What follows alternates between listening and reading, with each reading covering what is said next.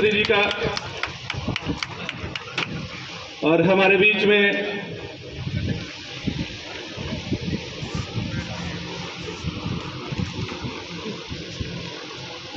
में पूर्व विधायक श्री विजय यादव जी उपस्थित हैं। मैं चाहूंगा कि वो भी आए और माननीय मंत्री जी का स्वागत करें।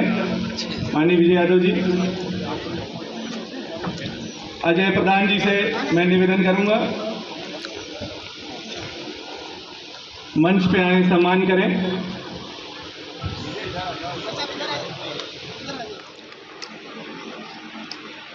माननीय मंत्री जी की लिखी हुई कविताएं और पवन जी दोनों लोग हमारे बीच में संत के रूप में जो आज राष्ट्रीय कवि सम्मेलन आयोजित हो रहा है, क्या कुछ कहेंगे? पार्टी के कार्यकर्ताओं ने कला के क्षेत्र में सक्रिय लोगों को सम्मानित करने की योजना बनाई है, और चूंकि राजनीतिक दल का काम सामाजिक होता है, सांस्कृतिक होता है, वास्तविक शक्ति कलम में होती है। विशेषकर कवियों के द्वारा जो चिंतन दिया जाता है, जो उनका अनुभव है, जो उनकी दूरदर्शिता है, उसका समाज को जागृत करने और समाज की चेतना को संगठित करने के लिए अधिक से अधिक सदुपयोग हो, इसके लिए हमारे कार्यकर्ताओं ने आज कवि सम्मेलन का आयोजन किया है। उसमें आदरणीय पूर्व सांसद लोकसभा सदस्य श्री ओमपाल सिंह जी निडर, आप लोग सुन ही रहे थे। यहाँ उसके सबसे वरिष्ठ कवि और देश के वरिष्ठ वक्ता के नाते आपका विशेष अभिनंदन हमारे कार्यकर्ताओं ने किया है। तो आज पवन यादव जी हैं, उनको भी आप आज किस पद पे? पवन यादव जी अखिल भारतीय जनसंघ के युवा प्रकोष्ठ के उत्तर प्रदेश के अध्यक्ष बनाए गए हैं। बहुत बहुत धन्यवाद पवन। तो आगे भी जो क्षेत्र में जो डिस्ट्रिक्ट है उसमें पूरे की जिम्मेदारी दी गई है? नहीं, पूरे प्रदेश का है तो वो अपने लेवल से बूथ लेवल तक बनाएंगे। ये राजनीतिक संगठन है तो इसका बूथ स्तर तक संगठन बनाने की योजना होती है। पवन जी को युवा प्रकोष्ठ का उत्तर प्रदेश बहुत बड़ा है, तो संगठन की दृष्टि से कई प्रदेश इसमें हैं, इनको पूरे उत्तर प्रदेश का, और चूंकि एनसीआर का ये इलाका है तो दिल्ली में भी हमारे कार्यक्रमों को, अभियानों को मदद करें। पवन यादव जी पार्टी के युवा नेतृत्व के एक प्रमुख चेहरे के रूप में उभारे गए हैं। आने वाले 2024 की चुनाव की तैयारी क्या रहेगी?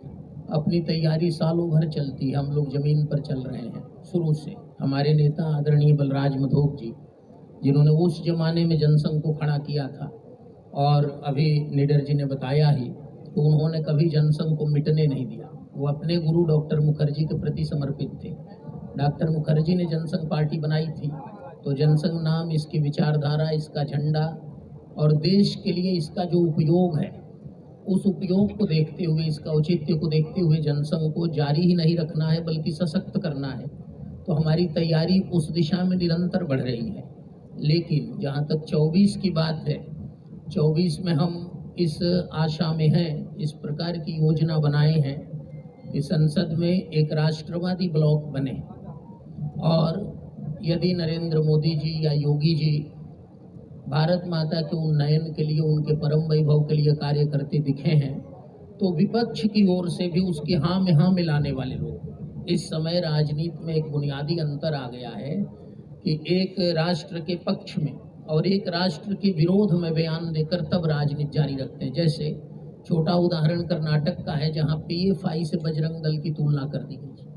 तो हम ये चाहते हैं कि संसदीय चुनावों में हमें इतनी शक्ति मिले कि भविष्य में कोई भारतवर्ष में राष्ट्रवादी शक्तियों के विरोध में बोलने के पहले 100 बार सोचे, और संसद में राष्ट्रवादी ब्लॉक बने, देशभक्तों का एक अलग ब्लॉक बने, उसका प्रभाव ऐसा बने कि सत्ता किसी की भी हो, सत्ता बदलती रहती है, लेकिन व्यवस्था परिवर्तन ना हो। हिंदुत्व की रक्षा पर और इस देश की एकता, अखंडता, इसकी संस्कृति, इसके इतिहास और इसके भूगोल, इस पर कहीं कोई रत्ती भर भी प्रश्न चिन्ह उठाने वाला तत्व मौजूद ना हो संसद में। इसकी योजना है हमारी। हम कम से कम 20 लोकसभा क्षेत्रों पर पूरे देश में ध्यान केंद्रित करके और इस प्रकार से लड़ रहे हैं। लड़ेंगे ज़्यादा सीटों पर, लेकिन 20 जीतने की हमारी योजना है, ताकि हम अपनी खोई हुई ज़मीन वापस ले लें और जनसंघ फिर से मान्यता प्राप्त राजनीतिक दल के रूप में उभर सके। गोपाल जी, आपको तो बहुत ज़्यादा तजुर्बा है, क्योंकि आप जरा ये टेलीफोन चल रहा है तो उसे मिटा दें।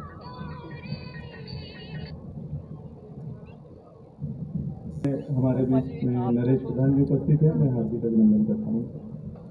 आपको तो राजनीति का बहुत ज़्यादा तजुर्बा है, उम्र के हिसाब से भी और राजनीति के हिसाब से, क्योंकि आपने तो पूरा जीवन अपना समर्पित कर दिया है जी जनसंघ के लिए। जी। तो आने वाली राजनीति जिस हिसाब से चल रही है, किस तरीके से चलनी चाहिए, आपकी इसमें क्या राय हो?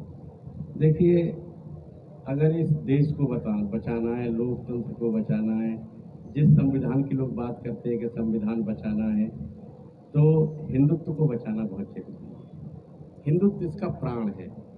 जहाँ हिंदुत्व नहीं है और दूसरे लोग हैं, मैं किसी मजहब का विरोधी नहीं हूँ, लेकिन वहाँ जो चल रहा है, रोज 500,000 लोग मर रहे हैं, उस तुलना में हिंदुस्तान को देख लो। लेकिन यहाँ भी अगर हिंदुत्व नहीं बचा और हम सिर्फ जातियों में बंटते रहे और परिणाम कहीं भगवान न करे एक आध जगह और उल्टे आ गए, तो जो स्वार्थी लोग हैं, आताताई लोग हैं, जो रोहिंग्याओं के ऊपर तो आंसू बहाते हैं, बांग्लादेशियों पर आंसू बहाते हैं, आप समझ रहे हैं, लेकिन जब 100 मकान ढाए जाते हैं हिंदुओं के जैसलमेर और जोधपुर में, एक शब्द नहीं बोलते। और इसमें हमारी न्याय व्यवस्था भी कहीं न कहीं दोषी तो है। मैं बहुत सम्मान से, मैं अपमान करना नहीं चाहता, बिल्कुल। एक सवाल और पूछूंगा मैं, क्योंकि मानवता सिर्फ उन लोगों के लिए है जो देश को अपना नहीं मानते। वो देश के हैं भी नहीं, वो तो घुसपैठिए हैं, लेकिन जो देश को अपना मानते हैं, जो प्राण देते हैं, मानवता उनके लिए नहीं होनी चाहिए। एक छोटा सवाल और पूछूंगा आपसे। जंतर मंतर पे पिछले 20 दिन से कुछ पहलवान लड़कियां और लड़के बैठे हुए हैं, हाँ, और उनको सुप्रीम कोर्ट द्वारा FIR भी दर्ज हो चुकी है, लेकिन कार्रवाई क्यों नहीं? देखिए, जब तक सुप्रीम कोर्ट के संरक्षण में अब वो काम है, वो सरकार के निर्देशन में नहीं है। सुप्रीम कोर्ट के निर्देशानुसार उन पर रिपोर्ट हुई है, आप समझ रहे हैं, और रिपोर्ट की जांच चल रही है। पुलिस उस पर जांच को प्रस्तुत करेगी, तो फिर न्यायालय करेगा कार्रवाई। इसमें बीच में अगर कोई शासन ये चाहे, कोई मंत्री, प्रधानमंत्री, कि हम कोई कर दें, तो ये फिर हमारे सर्वोच्च न्यायालय का अपमान होगा। आने वाले समय में कुछ दिन के बाद 15 अगस्त भी आने हमारे वाला है, बीच में जल्दी में। तो जब 15 अगस्त आएगा तो वहाँ पहलवानों का जमवाड़ा लगा हुआ है। हमारे बीच में ये बहुत लंबा विषय है, फिर मैं कभी बोलूँगा इस पर। पहलवानों का मतलब मैं बहुत साफ कह रहा हूँ, एक गांव, एक जिला, ये मेरा हिसाब समझना, और एक कोना नहीं होता, बस इतना समझना। मैं उग्र हो सकता हूँ, लेकिन मैं चरित्रहीन नहीं हो सकता। मेरे मित्र और मेरे